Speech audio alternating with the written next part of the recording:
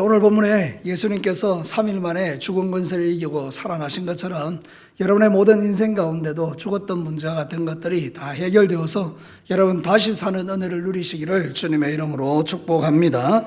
자, 지난주에는 우리가 예수님께서 포도원의 주인이신데 밖에 나가서 품꾼들을 데려와서 처음 온 사람 6시에 온 사람도 한 데나리온, 9시에 온 사람도 한 데나리온, 12시에 온 사람도 한 데나리온, 3시에 온 사람도 한 데나리온, 또 저녁 5시쯤 온 분도 한 데나리온, 이렇게 골고루 나눠줬더니 그 사람들이 원망하고 불평할 때 이것이 내 뜻이다 이렇게 이야기하는 말씀을 통해서 하나님 나라 계산은 우리와 좀 다르다는 말씀을 드렸습니다. 그래서 가장 중요한 것은 하나님 나라에서 우리가 뭔가 노력을 위해서 우리가 구원받는 게 아니고 전적인 하나님의 은혜로 우리가 구원을 받는다는 사실에 대해서 말씀을 전했고요. 뿐만 아니라 우리 영혼은 한 데나리온의 가치를 다 가지고 있는 우리의 어떤 가치는 똑같기 때문에 서로 차별하거나 그렇게 해서는 안 된다는 사실에 대해서 말씀을 드렸습니다. 뿐만 아니라 품꾼들이 원망하고 불평할 때 우리가 품꾼 보지 말고 우리가 그 좋으신 주인을 보자고 했습니다. 여러분, 주인은 말이죠, 그 품꾼을 정말 일거리가 없는 그 품꾼들을 데려왔지 않습니까? 그래서 그들에게 은혜를 베풀어 줬기 때문에 사실 우리가 먼저 예수님 믿는 것은 복된 일입니다. 우리가 예수를 믿었기 때문에 엄청나게 많은 은혜를 매번 누리고 있지 않습니까? 여러분, 먼저 믿을수록 좋은 겁니다. 먼저 일할수록 힘든 게 아닌 거예요. 우리는 일을 함으로써 노동의 대가를 요구하지만 그게 아니고 이 기독교는 은혜의 종교이기 때문에 우리가 먼저 믿었다는 것은 그만큼 은혜를 많이 받았다는 이야기입니다. 얼마나 감사합니까? 여러분, 오늘도 하나님께서 여러분에게 은혜를 주셔서 이만큼 살아있는 줄로 믿습니다. 자, 오늘 이 본문에 이제 예수님께서 세 번째로 자신이 죽을 것을 제자들에게 예고하고 있는 말씀이거든요. 1차는 마태복음 16장에 보면 이 가이사랴 빌립보에서 내가 죽을 거다 이렇게 이야기하고요. 두 번째는 갈릴리에서 예수님이 내가 죽을 거다 이렇게 이야기하고요. 지금 이제 세 번째로 마태복음 20장에서 이제 나는 이제 가서 예루살렘에 올라가서 죽을 거다 이런 이야기를 하거든요. 여러분, 같은 이야기를 반복한다는 건 무슨 이야기입니까? 강조입니다. 강조. 왜 강조하는 겁니까? 말귀를 못 알아듣기 때문입니다. 첫 번째, 예수님께서 내가 죽을 거다 이렇게 얘기하면 제자들이 정신을 바짝 차리고 예수님 죽는구나, 그럼 우리 어떻게 해야 되지 이래야 되는데 예수님이 가만히 봐도 이 사람들은 정신이 없는 겁니다. 예수님 때문에 높은 자리에 올라갈 생각만 하고 있지 예수님이 십자가 지고 가는 그 의미 자체를 모르는 겁니다. 그러니까 예수님이 지금 마지막으로 주님 가시는 길이 어떤 길인지를 가르쳐 주면서 이 시대의 우리에게도 예수님을 따르는 게 어떤 것인지를 가르쳐 주고 있는 겁니다. 여러분, 가장 중요한 것은 예수님께서 왜 이 길을 걸어가시는가, 그거 우리가 깨닫고 신앙생활을 해야 된다는 거예요. 무조건 교회에 와서 예수 믿고 구원받아서 그냥 가는 길이 아니라 왜 내가 이 길을 걸어가야 되고 어떻게 걸어가야 되는지를 예수님이 걸어가신 그 길을 보면서 배워야 된다 이 말입니다. 사랑하는 성도 여러분, 주님 가신 길을 저와 여러분도 잘 따라가게 되기를 주님의 이름으로 축복합니다. 자, 첫 번째 하나님이 우리에게 들려주는 메시지는 이것입니다. 왜 주님은 자기가 죽는 걸 강조했을까요? 주님 가신 길은 뭘까요? 같이 한번 읽어보겠습니다. 주님이 가신 길은 세상에서 잘됨이 아니라 하나님 나라를 위한 길이다. 여러분, 예수님이 공생의 기간 3년 동안 계속해서 안타깝게 쳐다본 무리들이 있습니다. 그게 바로 제자들입니다. 이 제자들이 참 어리석어서 말로만 제자지 예수님의 마음을 전혀 모르는 겁니다. 얼마나 답답하시겠어요. 그래서 예수님은 그들에게 내가 어떤 존재인지를 계속해서 가르치시면서 오늘 드디어 주님께서 세 번째로 그들에게 말하고 있는 겁니다. 나는 세상에서 높임을 받으려고 온 존재가 아니다. 너희들이 나를 바라보면서 나 덕분에 잘 먹고 잘 살려고 하지만 그거는 내 뜻이 아니다. 나는 너희들을 위하여 이 땅에 뭐하러 왔다? 죽으러 왔다. 십자가 지러 왔다. 이 이야기를 강조하는 것입니다. 예수님이 만약 높아지기를 원하셨다면 여러분이 잘 아는 것처럼 요한복음 6장에서 오병이어의 기적이 일어났을 때 사람들이 전부 다 벌떼같이 예수님을 왕으로 삼고자 하죠. 그러면 왕이 되면 되는 것입니다. 그런데 예수님은 거기에 관심이 없었기 때문에 그들을 떠나서 한적한 곳에 가서 기도하셨습니다. 예수님의 관심은 우리와 다릅니다. 요한복음 6장 15절에 이렇게 말하죠. 그러므로 예수께서 그들이 와서 자기를 억지로 붙들어 임금으로 삼으려는 줄 아시고 다시 혼자 어디로 갔다고요? 산으로 떠나가셨다 이렇게 이야기해요. 사람들은 예수님을 왕으로 세워서 자기도 한 자리 하고 싶었지만 예수님의 마음은 거기에 있지 않았다라고 말하지 않습니까? 그럼 여러분, 오늘도 우리가 이 세상 삶을 살아갈 때 내 믿음을 한번 돌아볼 필요는 있는 거죠. 나는 무엇 때문에 예수 믿는가? 가만히 생각해보니까 내가 왜 예수를 믿습니까? 여러분, 내가 예수님 때문에 잘 먹고 잘 살려고 예수 믿는다면 이 어리석은 제자하고 똑같은 것입니다. 세상과 하나님 나라는 다릅니다. 예수님은 마귀에게 시험을 받으시고 그가 이제 공생애를 시작할 때 이렇게 이야기했습니다. 마태복음 4장 17절에 보면 회개하라 천국이 가까워왔느니라. 하나님 나라에 대한 이야기를 하셨다고요. 세상 나라와 하나님 나라는 완전히 다릅니다. 세상 나라는 성공하는 게 잘 되는 겁니다. 근데 여러분, 하나님 나라는요, 낮아지는 게 잘 되는 겁니다. 세상 나라는요, 원수 갚는 게 그게 맞는 겁니다. 근데 하나님 나라는 원수를 어떻게 하라고요? 사랑하고 용서하라고 합니다. 세상 나라는 내가 잘난 겁니다. 근데 하나님 나라는 다른 사람이 나보다 낫다고 여기는 겁니다. 얼마나 다릅니까? 세상 나라는 살려고 발버둥 칩니다. 하나님 나라는요, 죽는 일에 집중합니다. 날마다 자신을 쳐서 복종시키고 죽는 것, 그거를 하는 거예요. 여러분, 하나님 나라와 세상 나라는 완전히 다릅니다. 결정적으로 다른 것은 세상 나라는 이 땅의 소망이 있지만 하나님 나라는 영원한 천국의 소망이 있습니다. 그래서 베드로전서 1장 3절과 4절에 이렇게 말합니다. 우리 주 예수 그리스도의 아버지 하나님을 찬송하리로다. 그의 많으신 긍휼대로 예수 그리스도를 죽은 자 가운데서 부활하게 하심으로 말미암아 우리를 거듭나게 하사 무슨 소망이 있게 하시고요? 산 소망이 있게 하시며 썩지 않고 더럽지 않고 쎄하지 아니하는 유업을 있게 하시나니 곧 너희를 위하여 어디에? 하늘에 간직하신 것이라. 여러분, 천국은 정말 귀한 것입니다. 그 천국의 소망을 품고 살아가는 게 너무 귀한 것입니다. 마음에 천국이 임하면요, 세상 게 별 중요하지 않습니다. 그래서 우리는 이런 찬송을 드릴 수 있습니다. 세상과 나는 간 곳 없고 구속한 주만 보입니다. 거기가 하나님 나라입니다. 이렇게 찬송할 수 있습니다. 그런데 어리석게도 제자들은 어떻게 합니까? 우리가 다음 본문에 보면 야고보와 요한의 어머니인 세베대 살롬 어머니가 자기 아들 둘을 데려와서 뭐라고 이야기하는가 하면 이 두 아들을 예수님의 오른편 왼편에 앉혀달라고 이야기하는 걸 그 다음에 이야기하고 있습니다. 그러니까 여러분, 아직 정신을 못 차리는 겁니다. 예수님은 죽으러 가는데 이 사람들은 자꾸 높아지려고 하는 겁니다. 여러분, 우리의 관심이 거기 있어서는 안 된다고 성경은 말합니다. 사랑하는 성도 여러분, 세상에서 잘되고 높아지면 우리의 관심거리가 아닙니다. 우리는 이 땅에서 하나님 나라를 위하여 낮아지는 길을 선택하고 고난받는 길을 선택하고 힘든 길을 선택하고 십자가의 길을 선택하며 가는 것입니다. 예수님 때문에 욕먹는 길을 걸어가는 것입니다.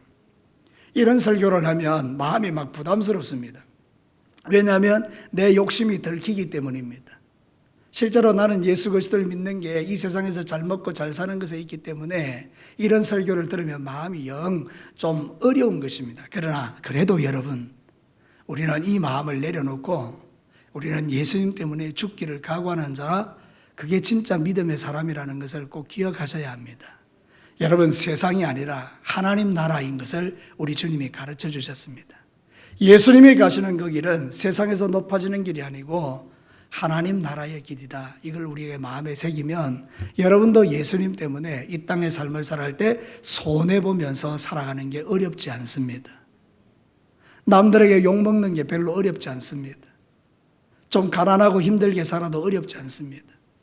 때로는 몸에 병이 들어도 좀 어렵지 않습니다. 그 모든 것을 다 감당해낼 수 있기 때문입니다. 사랑하는 성도 여러분, 여러분의 관심과 저의 관심이 주님이 바라보는 것처럼 세상이 아니라 하나님 나라가 될 수 있기를 주의 이름으로 축복합니다. 성령으로 충만하면 이 말이 무슨 말인지를 이해하게 됩니다. 저도 예전에는 세상에서 높아짐이 저의 관심이었지만 살아가면서 느끼는 것은 주님이 원하는 삶은 좀 다르구나, 그런 걸 점점 깨닫고 있습니다. 사랑하는 성도 여러분, 주님 때문에 높아짐이 아니라 낮아질 수 있는 저와 여러분이 되기를 축복합니다. 자, 두 번째입니다. 이렇게 말합니다. 같이 한번 읽어볼까요? 주님이 가신 길은 사명자들이 함께 걸어가야 하는 길이다. 여러분, 오늘 성경 본문에 보면 예수님이 비교적 자세하게 자신이 어떻게 될 것인가를 가르치고 있죠. 오늘 성경 본문을 한번 보도록 하겠습니다. 18절 19절을 한번 보겠습니다. 보라, 우리가 예루살렘으로 올라가노니 인자가 대제사장들과 서기관들에게 넘겨주며 그들이 죽이기로 결의하고 이방인들에게 넘겨주어 그를 조롱하며 채찍질하며 십자가에 못 박게 할 것이다. 이 짧은 말 속에 예수님이 당할 엄청난 고난이 그 속에 다 담겨져 있죠. 예수님은 이 일을 위해서 온 것입니다. 그래서 인자라는 표현을 씁니다.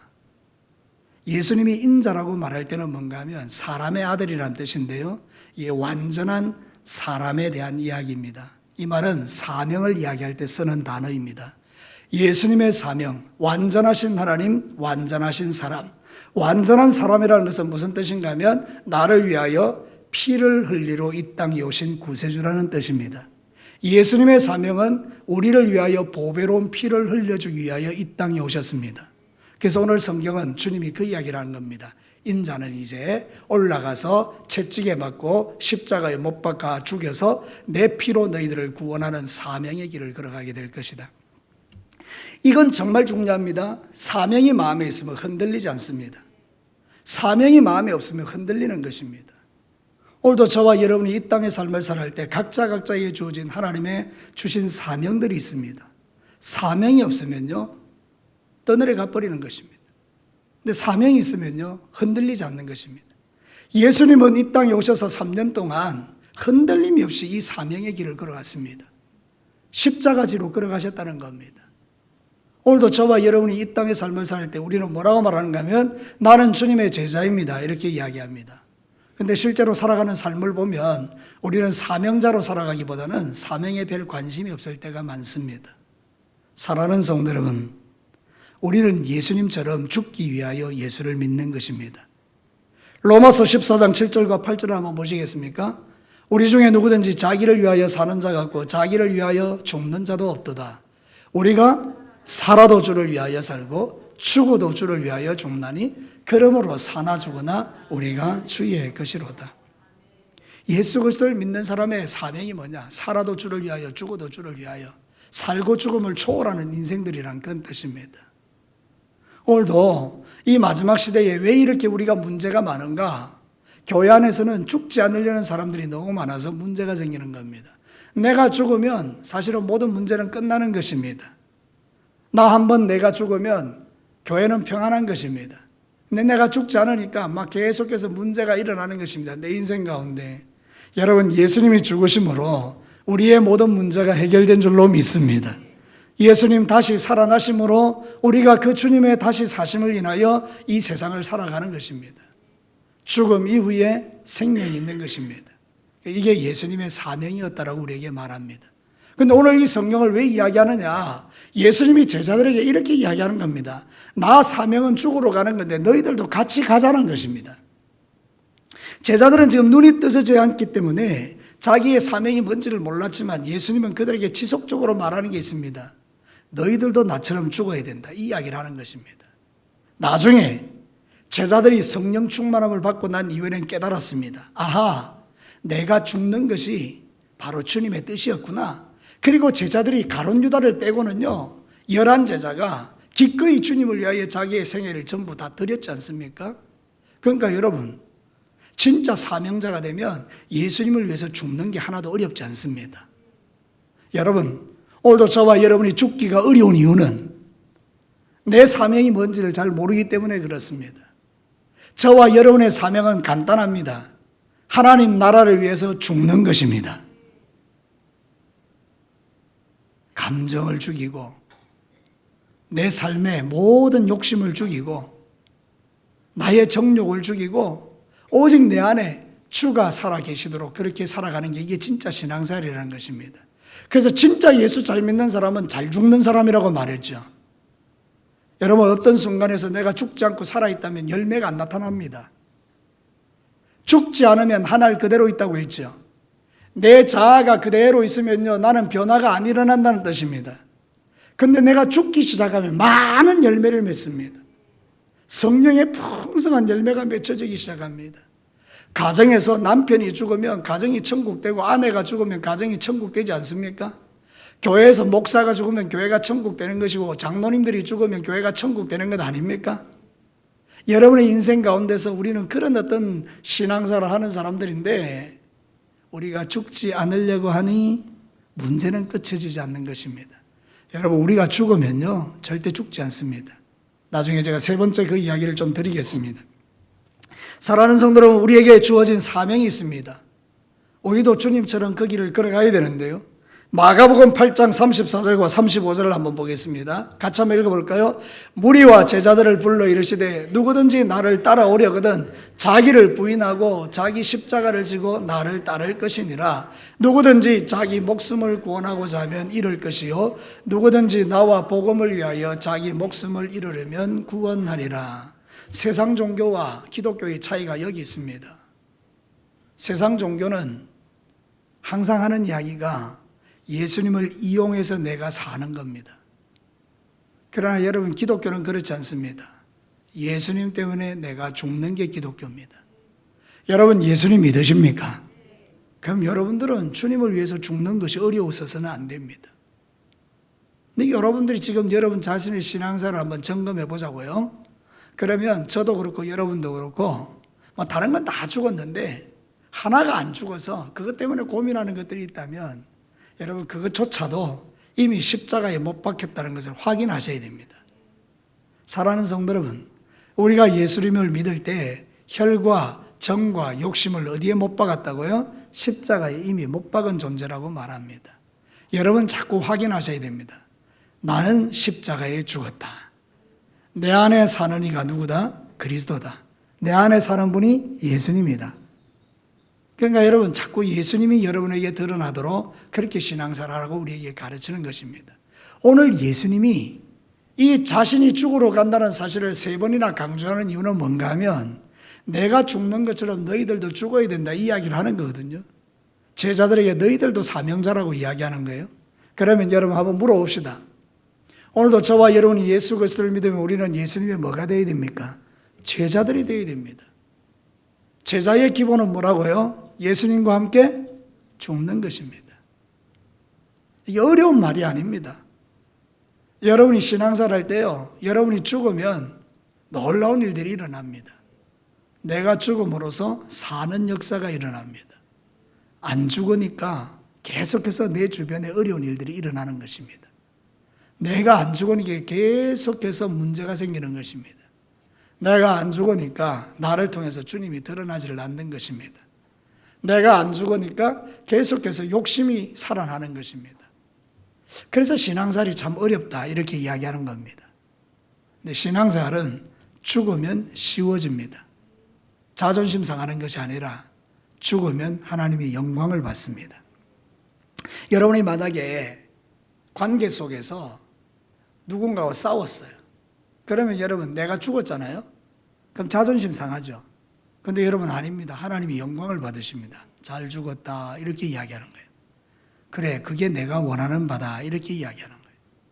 그러면서 내가 한껏 내 안에 하나님의 기쁨이 막 부어지는 거예요. 신앙생활은 그런 겁니다.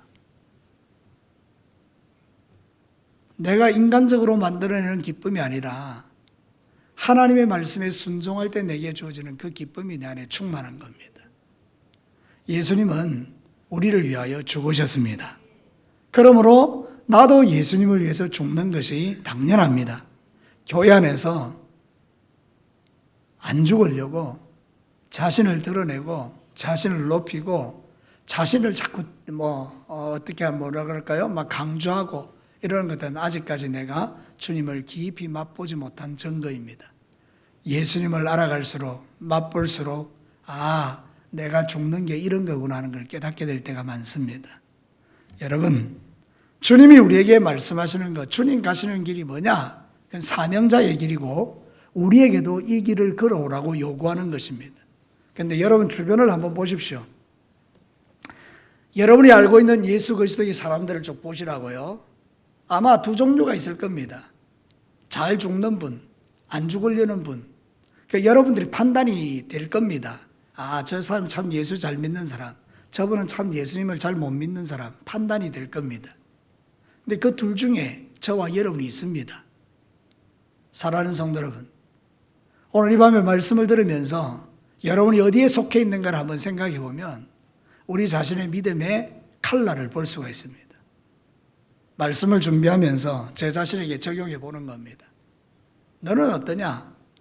저 역시도 여러분과 같은 고민을 안고 있는 목사죠. 여러분, 우리가 이제 주님이 오시는 그날까지 내게 주어진 이 믿음의 길을 주님처럼 사명자로 따라가면서 자기 십자가를 지고 자기를 부인하고 주님을 따라갈 수 있는 그 믿음의 실력들이 높아지게 되기를 주의 이름으로 축복합니다. 자, 마지막 세 번째 한번 보겠습니다. 같이 한번 읽어볼까요? 주님이 가신 길은 끝이 아니라 새로운 시작을 위한 길이다. 여러분, 이게 정말 중요합니다. 앞서 말씀드린 것에도 우리가 죽죠. 근데 죽는 게 아니라는 겁니다. 사는 길이라는 것입니다. 마귀는 우리에게 말합니다. 네가 왜 죽어? 죽으면 끝이야. 근데 예수님은 우리에게 말합니다. 죽음이 끝이 아니고 새로운 시작이다. 자, 오늘 성경 본문이 뭐라고 말합니까? 나는 죽지만 3일 후에 다시 살아나리라. 이게 기독교가 가지고 있는 위대한 진리입니다. 세상 그 어떤 종교도 갖지 못한 진리가 이것입니다. 예수님은 죽었다 부활하셨기 때문에 예수를 믿는 모든 사람에게도 이 생명의 역사를 주셨습니다. 우리는 죽으면 죽는 게 아닙니다. 죽으면 사는 역사가 일어납니다. 한번 죽어보시지요. 그러면 여러분, 놀라운 일이 일어납니다. 죽는 게 아니고 오히려 하나님의 은혜 가운데 내가 풍성함을 누리는 그런 신앙의 깊이로 들어갈 수가 있습니다. 내가 안 죽으면 너무 힘듭니다. 우리가 신앙생활 할 때 가끔 느끼는 거죠. 싸우고 다투고 분노하다 보면 하나도 기쁨이 없습니다. 그래서 원수의 정죄를 받습니다. 그러나 여러분이 만약에 신앙생활하면서 예수님 때문에 죽어 지내면 하나님께서 여러분을 위로하십니다. 그리고 하나님께서 여러분에게 기쁨을 주십니다. 하나님은 여러분에게 소망을 주시는 분입니다. 죽으면 살아요. 여러분이 아브라함은 이것을 깨달았습니다. 히브리서 11장 17절과 19절을 한번 보시죠. 아브라함은 시험받을 때에 믿음으로 이삭을 드렸으니 그는 약속을 받은 자로 돼 그 외아들을 드렸느니라. 19절은 여러분이 한번 읽어보십시오. 시작. 그가 하나님이 능히 이삭을 죽은 자 가운데서 다시 살리실 줄을 생각한지라 비유컨대 그를 죽은 자 가운데서 도로 받은 것이니라. 간단하게 말씀드리죠. 하나님께서 아들 이삭을 죽이라고 그랬죠. 그런데 여러분, 이 아브라함은 진짜 아들을 죽이려고 생각했습니다. 왜냐하면 그에게는 믿음이 있었습니다. 내가 죽여도 하나님은 어떻게 할 수 있다? 그렇습니다.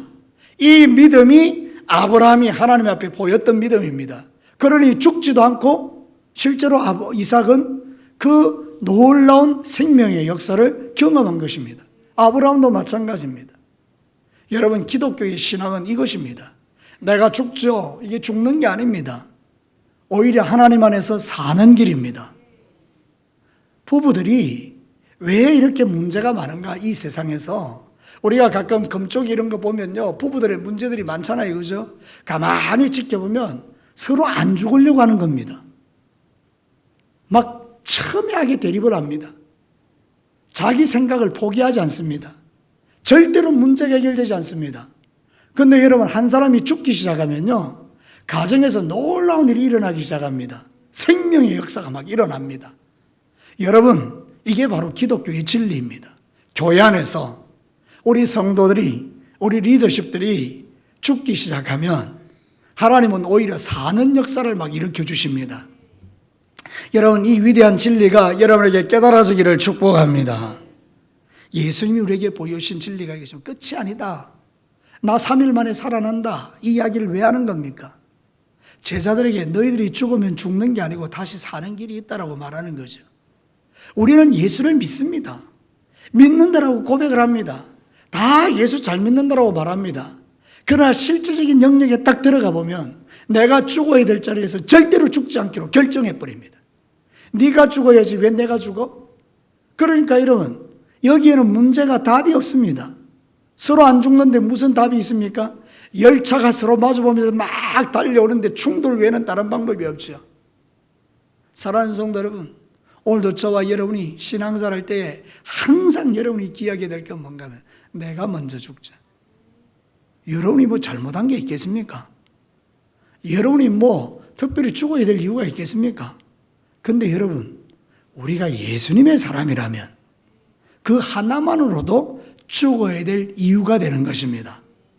여러분, 이 수준 높은 이야기가 좀 이해가 되셔야 되는데요. 여러분, 예수님이 나를 위하여 죽었다는 이 사실 하나 때문에 내가 죽어야 될 충분한 이유가 된다니까요. 예수님이 나를 위하여 죽으셨다면 나 죽는 거 하나 그거 별거 아니라는 거죠.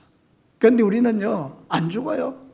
죽을 생각이 없어요. 그러니까 결정적인 순간에요, 자기 고집을 드러내면서 결국은 행복이 없는 것입니다. 사랑하는 성도 여러분, 저는 여러분에게 한번 묻고 싶습니다. 신앙생활 행복하십니까? 조금 이 대답이 애매한데 여러분, 신앙생활 행복하십니까? 안 행복하다라고 말하는 분들은 보면요, 이 잘 안 죽는 게 내 안에 여전히 있는 것이고요. 신앙생활이 행복하다는 분은요, 둘 중에 하나입니다. 뭘 잘 모르거나 아니면 진짜 죽거나 그 둘 중에 하나인데, 어쨌든지 주님은 우리에게 죽음으로써 행복을 가르치셨습니다. 그래서 저와 여러분이 정말 신앙생활 할 때 이 진리를 깨닫기 시작하면 내가 복음으로 충만해집니다. 예수님으로 충만해집니다.